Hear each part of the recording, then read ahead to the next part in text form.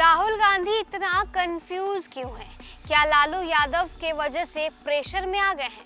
नमस्कार, आप देख रहे हैं न्यूज़ फॉर नेशन और मैं स्वाति पांडे आपके साथ। दरअसल राहुल गांधी बार बार बिहार आ रहे हैं और बार बार जब भी वो बिहार में किसी कार्यक्रम में शिरकत कर रहे हैं तो उनका बयान बदलता ही जा रहा है।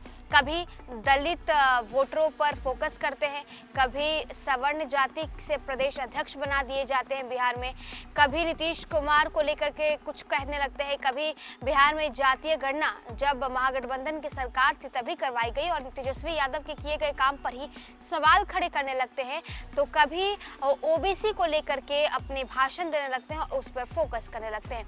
तो आखिरकार राहुल गांधी करना क्या चाहते हैं? क्या राहुल गांधी किसी प्रेशर पॉलिटिक्स के शिकार हो चुके हैं? क्या राहुल गांधी लालू यादव के प्रेशर में आकर के बार बार अपने बयानों को बदलते लगे हैं? कांग्रेस के युवराज राहुल गांधी मुद्दे, नीति और चुनावी समीकरण को लेकर सक्रिय तो रहते हैं, पर पुरानी जमीन अभी तैयार भी नहीं हुई कि मुद्दे और नीतिगत फैसले बदलाव के शिकार हो जाते हैं। पिछले एक दशक की ही बात करें तो बिहार प्रदेश कांग्रेस कभी सवर्ण रथ पर सवार हो जाता है तो कभी दलित रथ पर। इस बार बिहार आगमन के दौरान तो राजनीति विशेषज्ञों की उम्मीद को ठुकराते हुए ओबीसी कार्ड खेल डाला। बिहार की दलित राजनीति भी जो इन दिनों स्वर्गीय जगलाल चौधरी की जयंती समारोह से छूटने वाले दलित वाड़ का काउंटर करने के लिए तैयार थे, वे भी सख्ते में आ गए। आखिर कांग्रेस के दलित राजनीति पर कैसे ओबीसी राजनीति का रंग चढ़ गया है?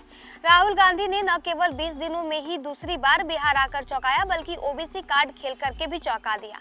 लोगों को उम्मीद थी कि राहुल इस बार दलित मत पर चोट करेंगे, पर उन्होंने केंद्र सरकार पर जमकर हमला बोला। कहा कि उनकी प्राथमिकता में ओबीसी नहीं है।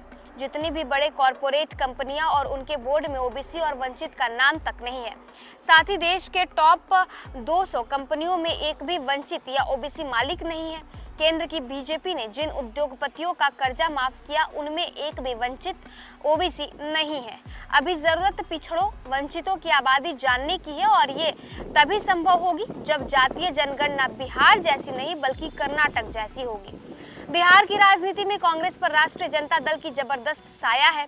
प्रदेश कांग्रेस को राजनीतिक गलियारों में राजद की बी टीम कहा जाता है।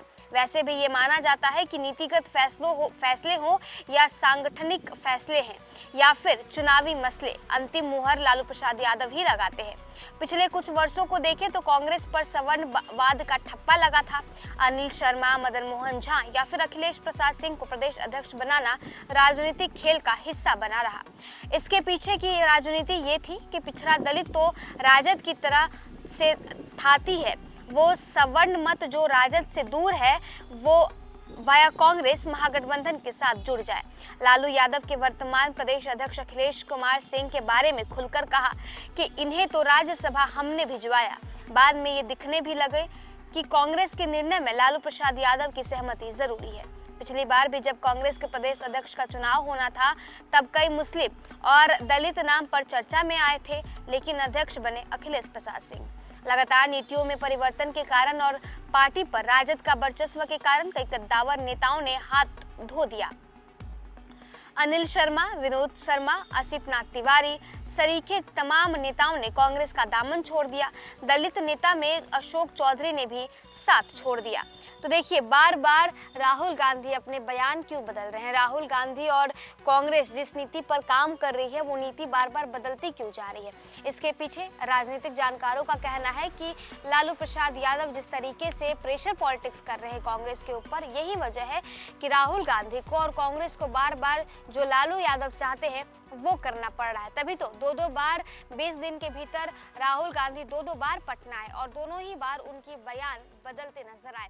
कभी ओबीसी पर प्रहार तो कभी